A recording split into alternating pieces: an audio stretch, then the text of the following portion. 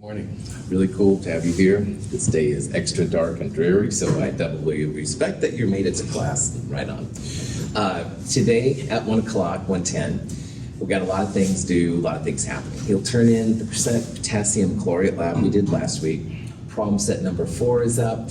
Quiz number 4 will only have stuff on balancing reactions. The last couple problems of problem set 4 are net ionic reactions, and we'll talk about that more in lab, but they won't be on your quiz. The rough draft class presentation paper will turn in, and then after that we'll do the net ionics in class lab, which is where we'll look more at how to find the action of the reaction, just like that. Any questions? We're looking at reduction and oxidation reactions, and these reactions involve electron transfer.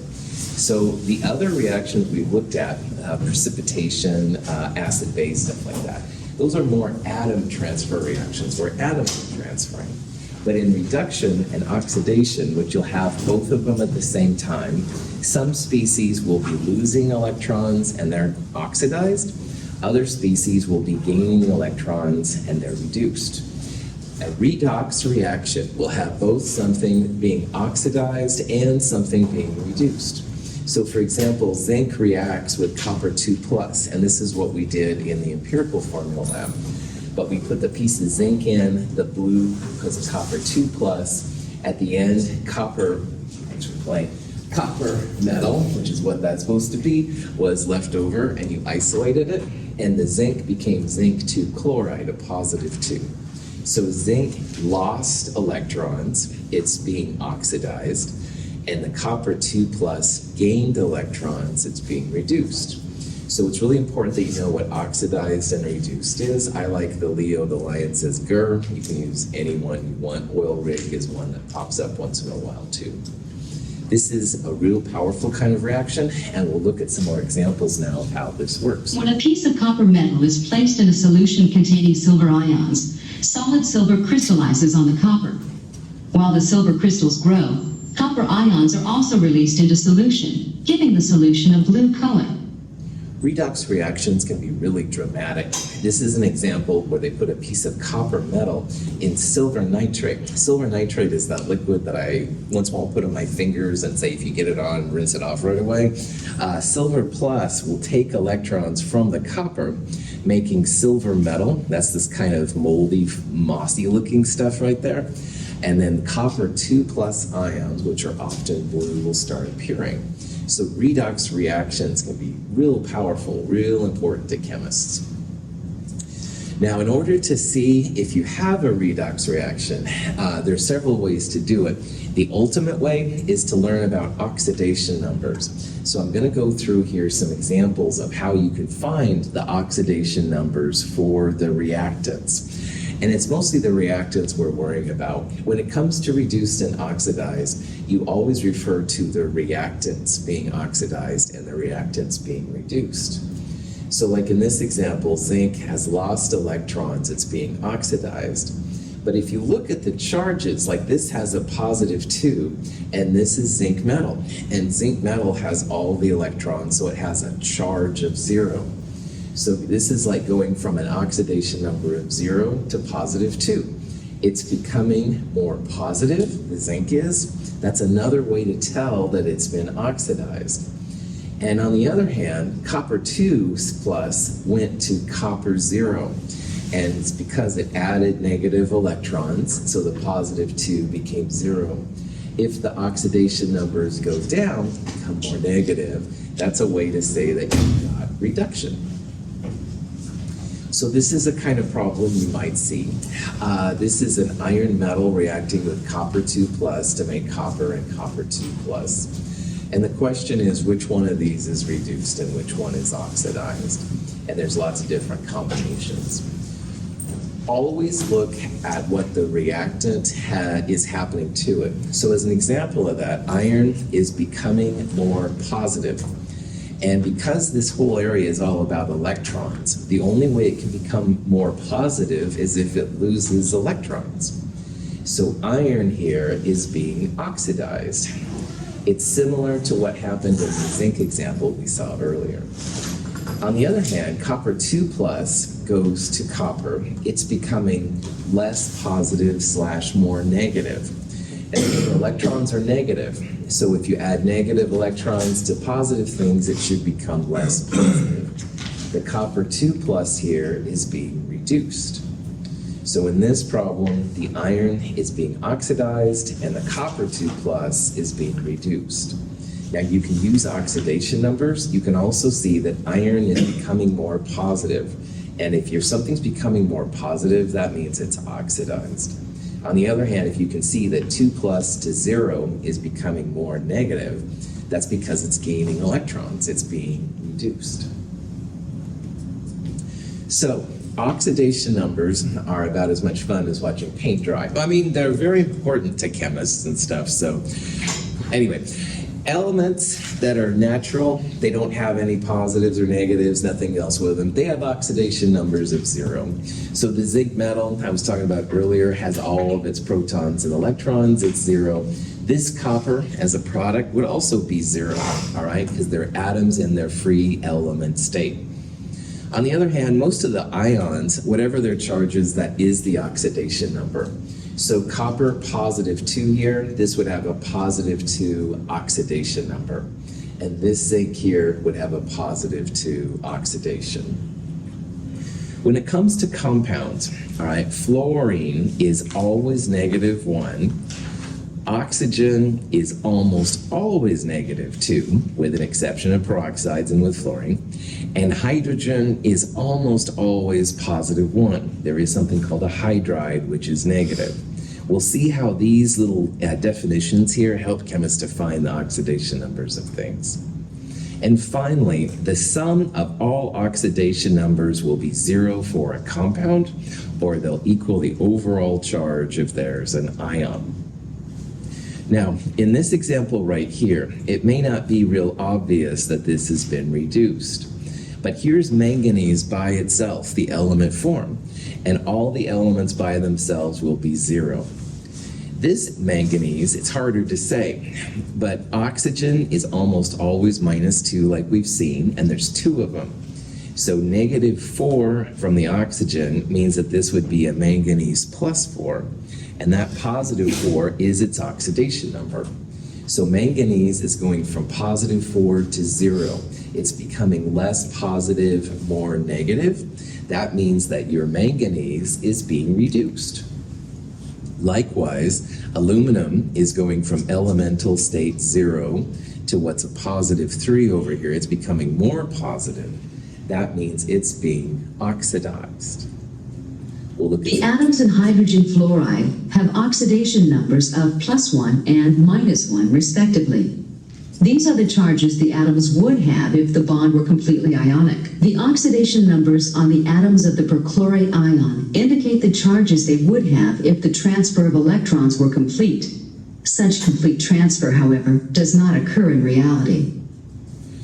Most of the time, the ionic charges that we've been doing so much with since Chapter 2, Part 2, will work for oxidation numbers. So like HF, H would be +1, F would be -1.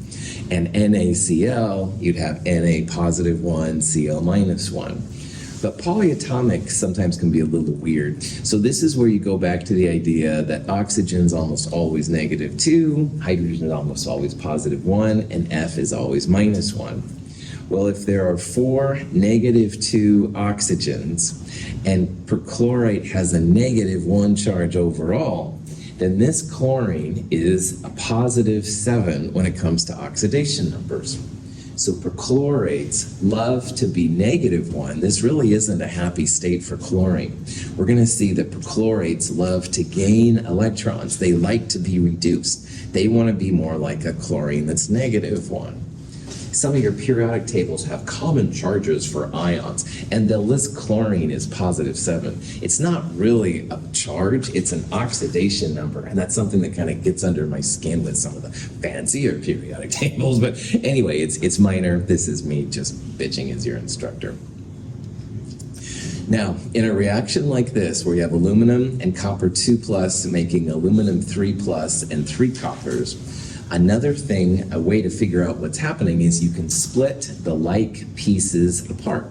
So you can take aluminum and aluminum positive 3 and put them together and see where the electrons go. And we're going to do the same thing for copper 2 plus and copper here. If you put the aluminum and the aluminum positive 3, then yeah, this aluminum here has lost electrons, so it's being oxidized. But fascist society, for whatever reason, in electronics, electrical engineering, stuff like that, more often they don't say things are oxidized, they refer to them as reducing agents.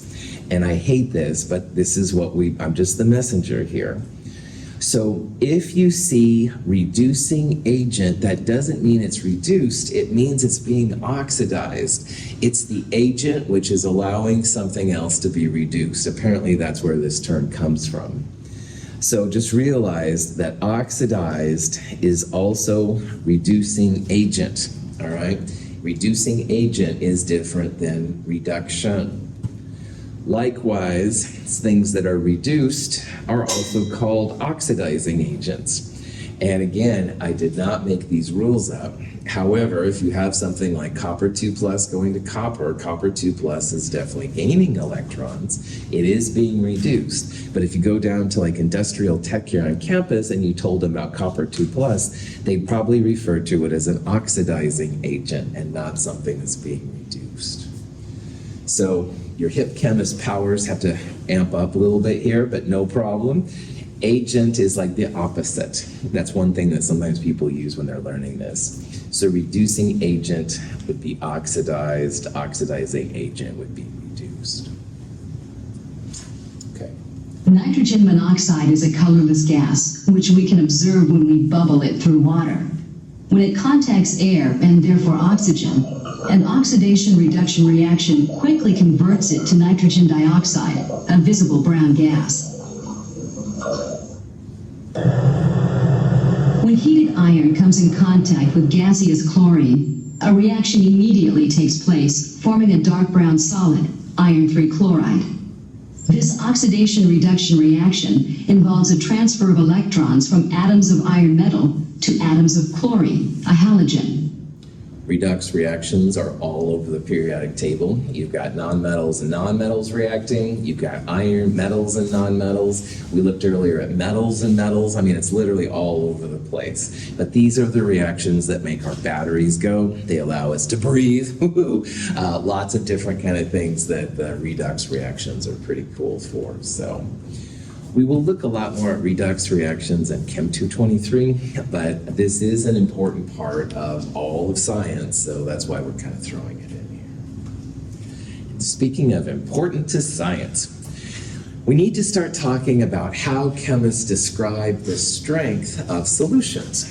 And the strength of solution is referred to in chemistry as a molarity value. So for example, if you have a sodium chloride solution, which is 3.6 M, and by the way, make sure you capitalize the M for reasons we'll see in Chem 222, but 3.6 big M, or molarity, means you have 3.6 moles of your solute, like sodium chloride, in a liter of solution. So if you had 3.6 molar NaCl, and 0.1 molar NaCl solutions, the 0.1 molar solution would have a lot less moles per liter, and it wouldn't be as strong. On the other hand, the 3.6 molar would be much stronger. So again, you shouldn't ever drink anything in lab, but you drink this salt water, all right, the 3.6 would be, bleh, it would be super nasty, pretty strong. 0.1 molar, I don't think it would be as unpleasant. It wouldn't be pleasant, but it wouldn't be as nasty and stuff as you might see. So we're going to start seeing big M, molarity. On the lab today, some of the bottles do have a little m, and that's their concentration, how strong. And knowing the concentration is important. You want to have just enough of different things come around. So 0.1 molar, or molarity, again, would be 0.1 moles of the exciting stuff per liter of solution. And this is referred to as the concentration of the solute. To prepare a solution of known concentration, We must first weigh the solute. We need an accurate volumetric flask designed to hold 250 milliliters. We first add the solute to the empty flask. The flask is filled about halfway with water and mixed to dissolve the solute. We add water in stages. Combining all the solvent with the undissolved solute in one step can lead to inaccurate measurements. We mix again. The solution is prepared. So in the lab, the stockroom people, Corey and Brenda, if they want to make a solution, they take so many grams of a solute, in this case it's nickel 2 chloride hexahydrate, and they put it in some kind of a flask. This is a volumetric flask. And if you get to the little line right there, then that means you have exactly 250 milliliters. So anyway, they add the solid in, they add enough water to get up to that line, mix it well. This is the nickel 2 chloride solution. And the question is then, if they did this kind of thing in lab, what would be the molarity? Like what would they put on the bottle and say that's some number, big M, nickel 2 chloride? So it's pretty chill. First, grams to moles, big time part of chemistry as you're seeing more and more. So nickel 2 chloride hexahydrate, when you add that all up, 237.7 grams per mole. So turn 5 grams into moles and you get that number. And then molarity is literally just the moles of solute per liter of solution. How many milliliters in a liter?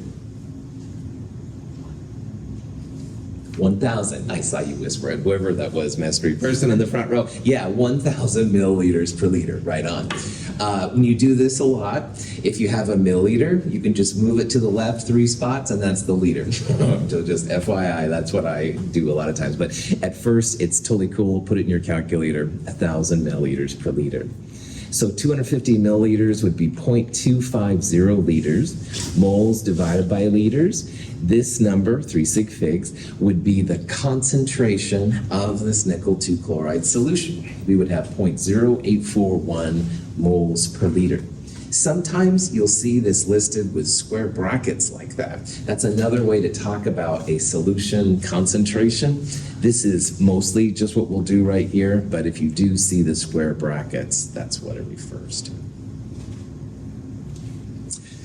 Now, in solution, if you have a strong electrolyte, the electrolytes dissociate. So we saw last couple lectures that something like copper 2 chloride would dissociate into a copper 2 plus ion and 2 chloride ions. And this is very important for solutions. If we have a copper 2 chloride solution, which is 0.30 moles per liter, the copper 2 chloride to copper is 1:1. So the copper 2 plus concentration would also be 0.30 moles per liter. But because there are 2 chlorides per copper 2 chloride, the concentration of the chloride twice that number, so 0.60 moles per liter. So we have to be very attentive to the formula. If you know the concentration of the bulk, then you can take like the number of chlorides and multiply by it to get the thing. This is important if you don't want to have a lot of chloride in solution. You're like, oh, I'm only putting in 0.3. You're actually putting in twice that because of the formula. So we have to be really careful as chemists then to know how many chlorides are in a formula, stuff like that. Cool. So here's a question that we can totally figure this out. This question says, what are the ion concentrations of 0.1 molar barium chloride? All right, so what this is saying is that in a liter of solution, and this is, I'm sure, aqueous in water, you're going to have 0.12 molar barium chloride. Now, what's the relationship between barium chloride and just the barium? 1:1. 1:1. Well done, Aiden. So 0.12 molar barium chloride is going to create 0.12 molar barium ion. All right, 1:1. But how many chlorides do we have per barium chloride? 2. Well done. So twice this number, or 0.24 molar, will be the concentration of your chloride. So you're going to get an extra boost of chloride if you use this barium chloride. Maybe that's good, maybe it's not, who knows? But at least you can calculate what's happening based on the formula, the number of moles, stuff like that. All right. Now, here's another type of problem you might see. Let's say that you want to make a 0.0500 molar solution of oxalic acid. Now, oxalic acid is H2C2O4, and it is actually a powdered substance that you can use. And you want 250 milliliters of the 0.0500 molar solution. So imagine you're Brenda and Corey in our lab, and I say, oh, I need 250 milliliters of this concentration oxalic acid. How do you figure it out?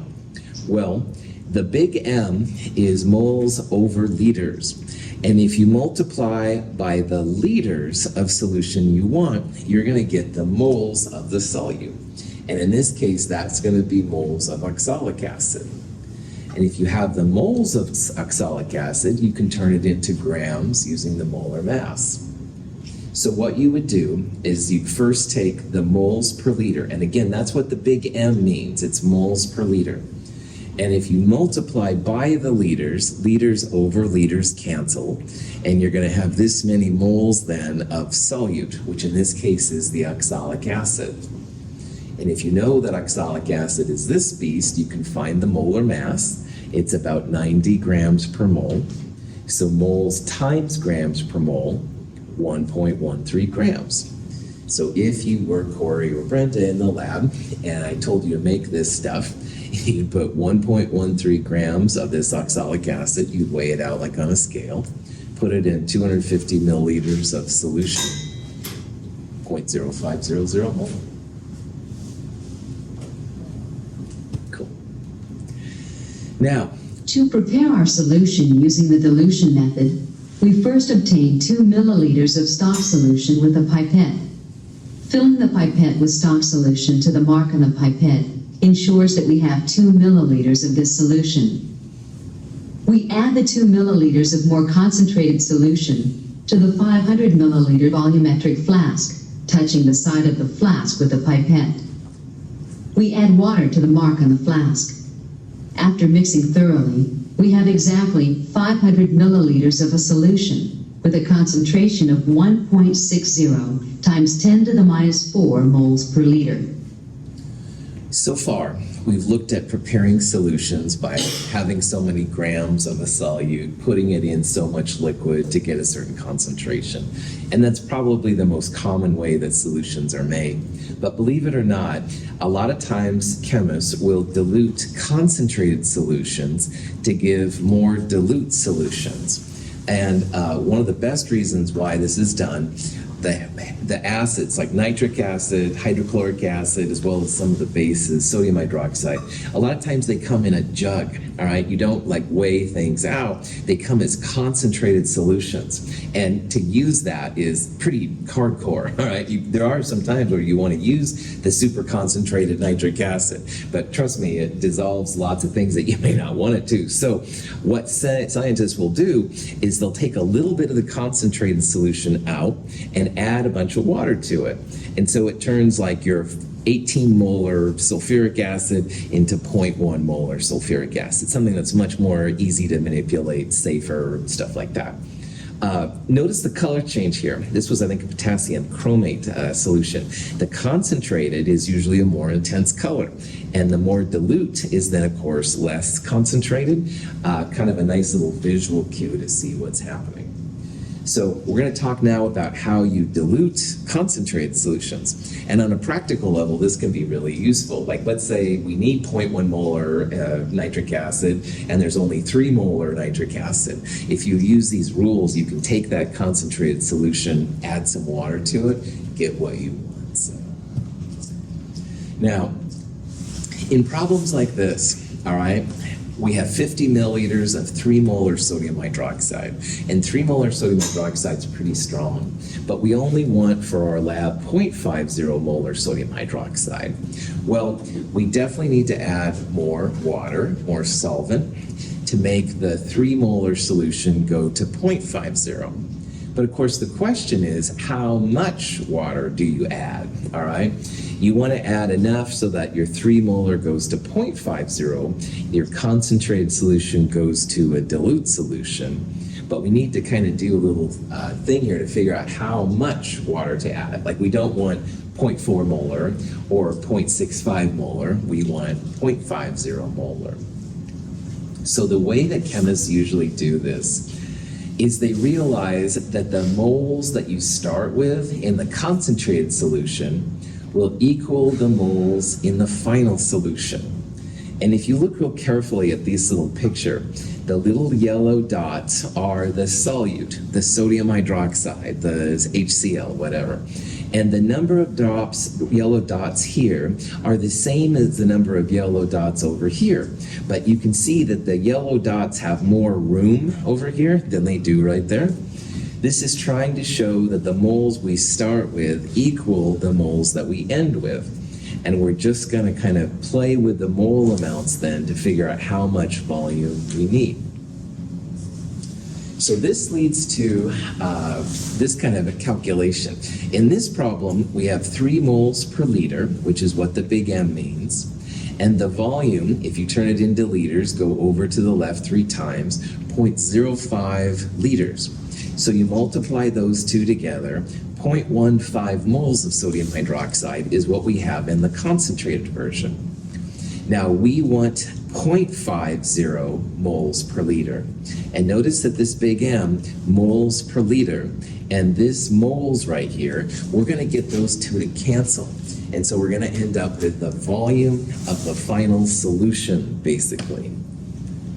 So what we're going to do is take that same number, the moles, 0.50 molar is 0.50 moles per liter. So if you divide by the molarity, essentially, the moles will cancel. You're going to be left with liters. And the volume of your final solution is going to be about 300 milliliters. Now you have to be careful because you already have 50 milliliters in your concentrated.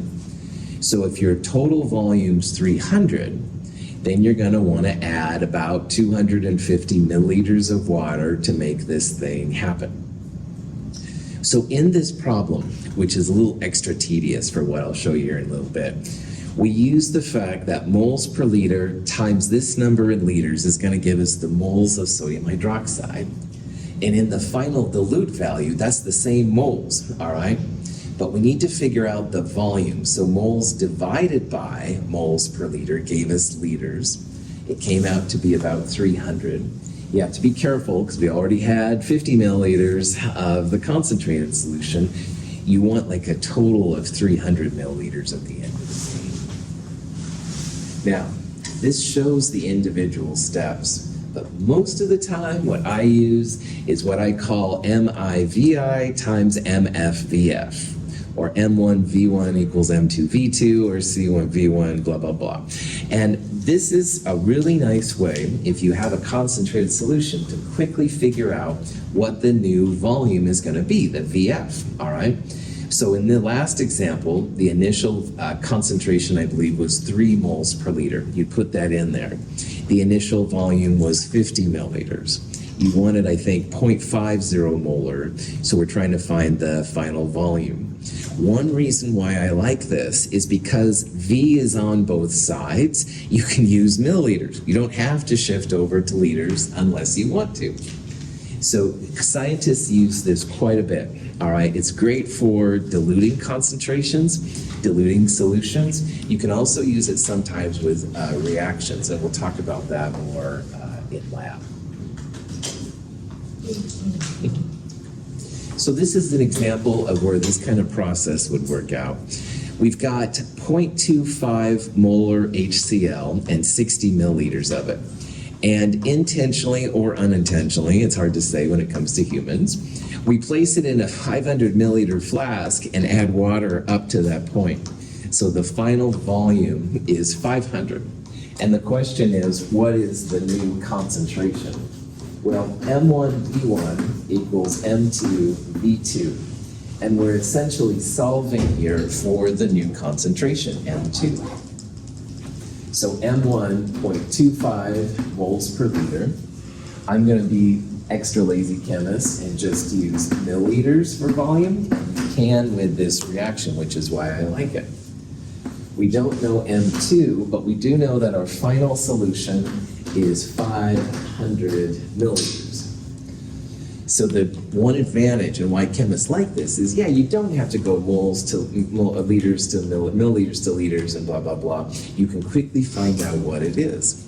So for this problem, 0.25 times 60 divided by 500, whatever that would be the answer. And it comes out to be about 0.030.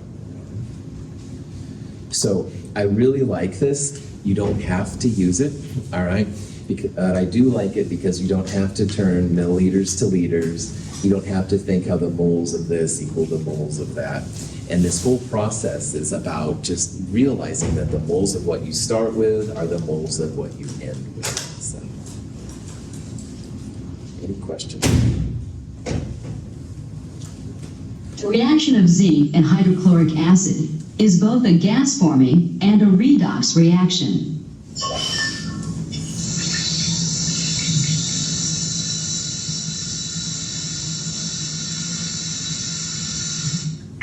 So now that we understand that the big M is moles per liter, you can start doing reactions and figuring out how much volume you need to add. Because again, a balanced reaction like this is a mole ratio. This is saying that 1 mole of zinc needs 2 moles of hydrochloric acid. So in this problem, we're starting with 10 grams of zinc. And the question is, what volume, usually milliliters, but liters would work too, what volume of 2.50 molar HCl is needed? Now remember, if you see that big M, turn it into moles per liter. So we're going to be dividing essentially by moles per liter to get liters at first. You can turn it into milliliters from there if you want to. Pretty chill. So first, turn your grams into moles. We got 10 grams of zinc. This is the molar mass of zinc on the periodic table. 0.153 moles of zinc is how much we have to start with. Next part, we're going to use stoichiometric factor. So this has been grams to moles. Now we're going to go moles to moles, basically at this part, and that's using the balanced reaction. And there are 2 moles of HCl for every 1 mole of zinc. So we'll multiply the moles of zinc by 2, essentially. This is how much HCl we're going to need to react with that much moles of zinc. Now in chapter 4, part 1, we always went grams to moles to moles to grams. And that's something you could do here too. But because hydrochloric acid is a solution, it's much more common to express in molarity. But if you know that this big M, once again, is moles per liter, then what we're going to do here is just go grams to moles to volume. And we can do that using the molarity. So 2.50 molar is 2.50 moles per liter. So notice here how the moles of HCl cancel. We're going to end up with 0.122 liters, or 122 milliliters would be fine too. This is a way to calculate the volume of hydrochloric acid we need to react with 10 grams of zinc. And again, you've just got to realize that big M, moles per liter. Questions? So this leads us back to the acid-base reaction we talked about earlier. Now, acid-base reactions always have some kind of acid where the H is listed first, some kind of base, a hydroxide generator. Metal hydroxides are awesome. Acids and bases make water and some kind of salt. And we talked about how table salt is cool for day-to-day use if you need some on your French fries. In my chemistry world, a salt is a product of an acid-base reaction.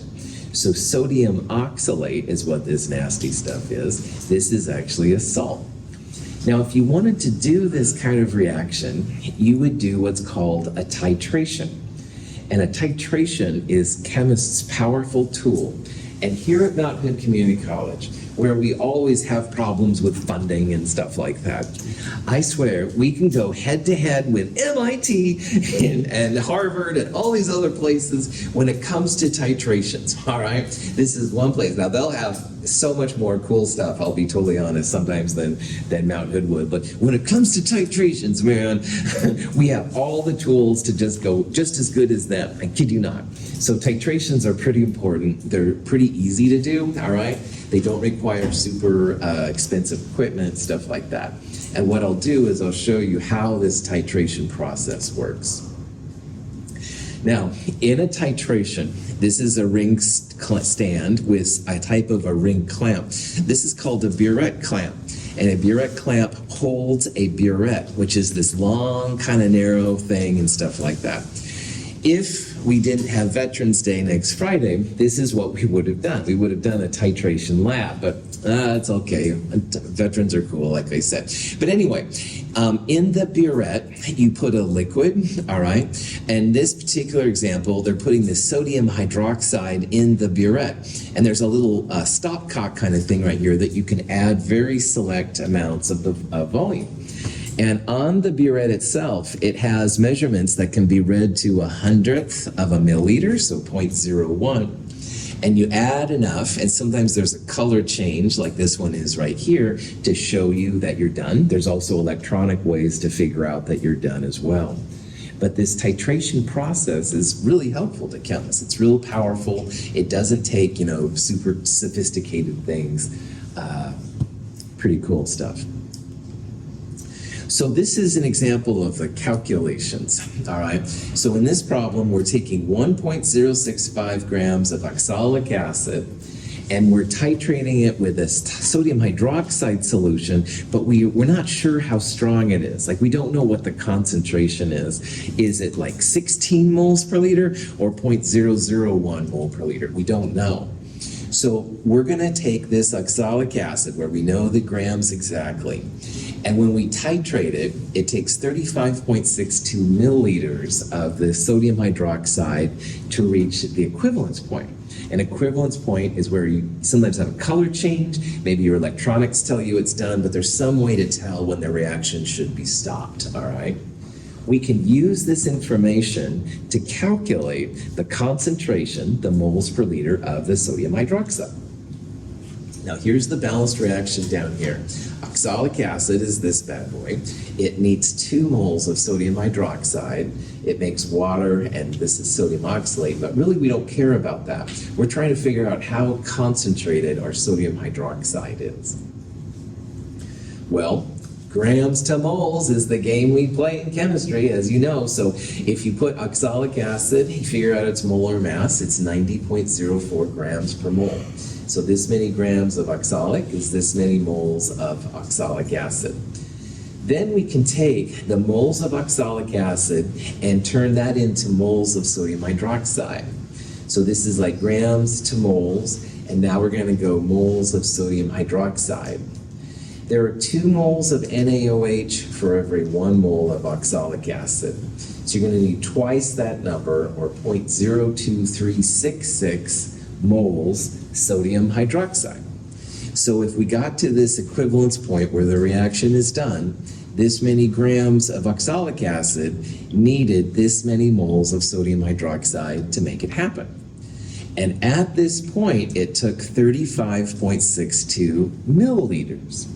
So final step, concentration, which is moles per liter, moles of NaOH divided by this number in liters. And if you do that, moles divided by liters, 35.62, move it to the left 3 times, 0.03562 liters, 0.6642 moles per liter. And you can actually write on the bottle something like this that shows its concentration. When you make a solution, there's always a little uncertainty about it. Oxalic acid is great for determining exactly what your concentration is.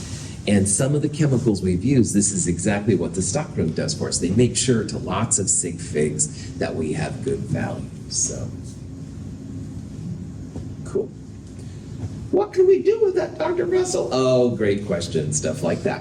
Well, let's say that one of my students brings me an apple for the teacher. Oh, that's very cool. And actually, someone did that here recently, which I was totally honored. And you don't have to bring me apples. It's okay, right? But anyway, I'm using this as a joke. Let's say we have an apple. Apples, believe it or not, have a little bit of different kinds of acids in it. Most of what we eat and drink is a little bit acidic. We're going to focus in this problem on the malic acid in apples. It's totally fine. Eat apples. We're used to having malic acid when we eat them, blah, blah, blah. Now, malic acid has a lot of hydrogens in it, all right? But if you look it up, only 2 of them are acidic. And we know that because it takes 2 sodium hydroxides. So even though there's 6 hydrogens, only 2 of them are acidic. And we know that because sodium hydroxide searches out and reacts with any acidic hydrogens that might be there. So if we have this apple and we want to know how much acid is in the apple, let's figure it out. So let's say we smash up some apple, 76.80 grams of it, all right? We smash it up and get all the liquid out, and then we're going to titrate it with our new sodium hydroxide solution, woohoo, which we just figured out was 0.6642. And we titrate this, and we find it takes 34.56 milliliters of the sodium hydroxide to react with the apple. Well, we can actually use this information to calculate the mass percent or weight percent of the acid in the apple. So, if you're thinking, what? Apples have acid in it? You don't want to take a bite, right? It's like, Sleeping Beauty or one of those kind of stories. I don't know. I'm probably using the wrong story. But anyway, if it was acidic apple, it would burn. I'm thinking of a Star Trek episode. You don't have to like Star Trek to watch this class. But anyway, you maybe want to know how much acid is in the apple. Let's figure it out. So, in this problem, first we need to figure out how many moles of sodium hydroxide we've got. Here's the milliliters. We can turn it into liters. And liters times moles per liter is going to tell us how many moles of sodium hydroxide we've got. So I turned 34.56 into liters times moles per liter. 0.02295 moles sodium hydroxide is what we added in this reaction. Okay, this is like milliliters to moles. Now we're going to go moles to moles, but this time it's moles of sodium hydroxide to moles of the malic acid, and it's a 2-to-1 ratio. Now we're starting with moles of sodium hydroxide, so we're going to divide by 2 moles NaOH for every 1 mole of this malic acid. So in this problem, we had 0.01148 moles of the malic acid. So this is milliliters to liters, then to moles to moles of the acid. And now what we're going to do is figure out the molar mass of this malic acid thing by putting it in your calculator or whatever. It's about 134.1 grams per mole. In our apple, there was 1.539 grams of pure malic acid. So this is the grams of the pure acid, and this is the grams of the sample we started with. So the malic acid percent, like the KCl percent we did last week, grams of the good stuff divided by total grams times 100%, our apple is about 2% malic acid. All right, so it's very low percentage. No one can worry about eating an apple and feeling it burn in your mouth or something like that. Question? Sweet. All right. The last thing we're going to look at in this section is a quick introduction to pH. And having an acidic solution or a basic solution is really important. For example, like I've been talking about, a lot of the foods we eat, drinks we drink, they're a little acidic. And if you were to take a drink or a bite of something basic, it always is very strange tasting. So a pH scale is just a nice way that chemists have to tell quickly if something is acidic or basic. If a pH number is less than 7, you're going to have an acidic solution. On the other hand, if your pH number is greater than 7, you're going to have a solution which is more basic. And we'll talk about what neutrality means. Neutrality is technically a pH of 7. Now, basic means very low amounts of acid, all right? Technically, it's more hydroxide we'll see than acid. On the other hand, if you have low pHs, you're going to have a high amount of acid and a low amount of base. So if someone said, wow, my Mountain Dew has a pH of 3.1, you'd say, oh, 3.1 is less than 7 acidic, all right? On the other hand, if you get out some nasty oven cleaner or something, and that stuff is real powerful, but you test its pH, it's going to be much higher than 7. This one's 11, it claims. So any pH greater than 7 is going to be basic. And technically, things like blood or water, if it's really pure, those things will be close to 7, and those will be neutral, where they don't necessarily have acid or base. You have kind of a midpoint. So what's the difference between like basic versus alkaline? Basic and alkaline mean the same thing. Good question. Yeah.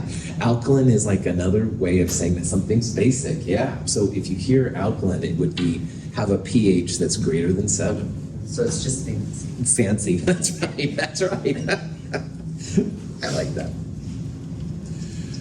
Oh, here's a household cleaner. We test it in the lab. Has a pH of 9.46. Is it a pain in the backside? Probably. Is it none of the above? Absolutely not. Acidic, neutral, or basic is what, of course, I want you to get to. Is 9.46 less than 7, equal to 7, or greater than 7? Greater than 7, it's a Friday. Yeah, so it's basic, all right? Most of your cleaners will be basic, all right? Most of them. Not all of them, but most of them. How do they calculate pH, Dr. Russell? Oh, good. Whoever said that in the back there when my back was turned. This guy, Sorensen, who has those cool little O's with a circle with a line through them. I don't know. I'm probably not saying it right. This person actually came up with the pX scale. Now, pH is by far the most common. So pH is what Soren is known for, but there's actually lots of other applications for it. pH is equal to minus log of the H plus. Now, quick review of logarithms. Logarithms are just a tool. Your calculator is going to be your friend, but there are 2 types of logs probably on your calculator. Hopefully you have LOG, but there's almost always also an LN button. You've got to use LOG, all right? That's a whole different ball game if you have the LN kind of thing. This is the base 10 log, all right? So just realize it's easy to calculate, but you've got to use LOG. Now, we saw earlier that a pH of 7 was quote-unquote neutral, all right? But there's actually equal amounts of acid H plus and base OH minus in a neutral solution. And we'll talk about this more in Chem 223. If you calculate this number, it's 1.00 times 10 to the minus 7th molar at 25 degrees Celsius. This is a very small concentration, but this concentration is equal to both the acid and the base. So in your calculator, if you want to see what the pH is, you would go minus base 10 log 1.00 times 10 to the minus 7th. And if you do this, you should get a number which is equal to 7. Now, instead of chemists saying, well, I've got a 1.00 times 10 to the minus 7th molar, I said, did you say 1.1 times 10 to the minus 7th? No, I said 1.0. Blah, blah, blah. It takes forever. pH of 7, much easier. All right? So that's why people really like using this.